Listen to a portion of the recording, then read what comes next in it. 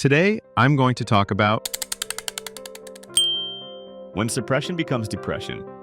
Today we're talking about something that can happen when depression lasts a long time. Some people begin to give up the struggle. If studying won't go in, they stop studying. If there's no appetite, they stop eating. If they can't sleep, they just stay awake. They slowly give up on asking the outside world for help. Everything starts to feel irrelevant. People around them may think they're getting better, but the truth is the problem is getting worse. Alone, they burst into tears for no obvious reason. Then they wipe their face and carry on as if nothing happened. Their emotions are pulled back and forth, comforting themselves on one hand, sinking into despair on the other.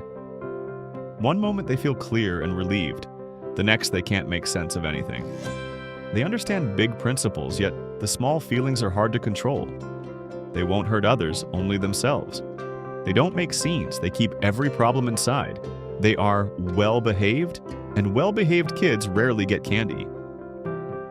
Psychologically, people with depression often share a surprising trait: very strong willpower and endurance. Many assume only fragile, dramatic people get depressed. That isn't true. In fact, those with stronger mental force can be at higher risk because their brains exert powerful control, issuing commands to the mind and body while ignoring emotion. Over time, the inner world lives under pressure.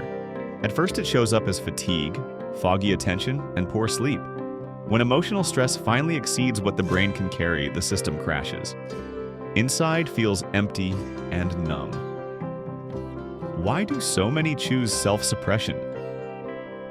Often it's fear of disappointing family expectations. So they swallow their exhaustion and say nothing. The push to make it runs deep, so they grind in silence and hide every hardship. On the rare day they try to speak up, someone says, "Everyone has it hard. Why are you being dramatic?" Or, "Don't spread negativity."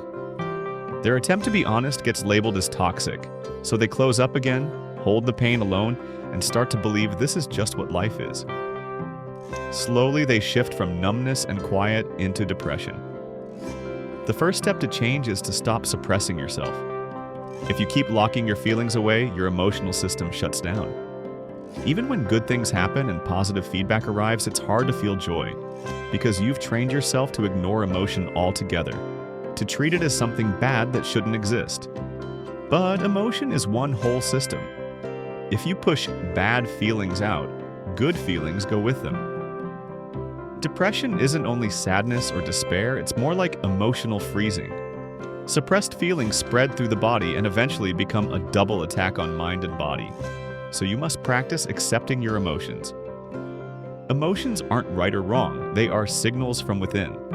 When you feel sadness, anger, or helplessness, don't push them down. Ask, what is my feeling trying to tell me?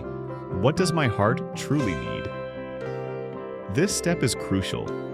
Only by voicing what you feel can you find the root of the problem. Remember, your unconscious needs are steering your life and behavior. If you don't become aware of them, you'll call the outcome fate. Often what we call fate is simply the unexamined part of our inner world meeting the outer world. Don't avoid it. Unfinished lessons will come back again and again until you respond differently.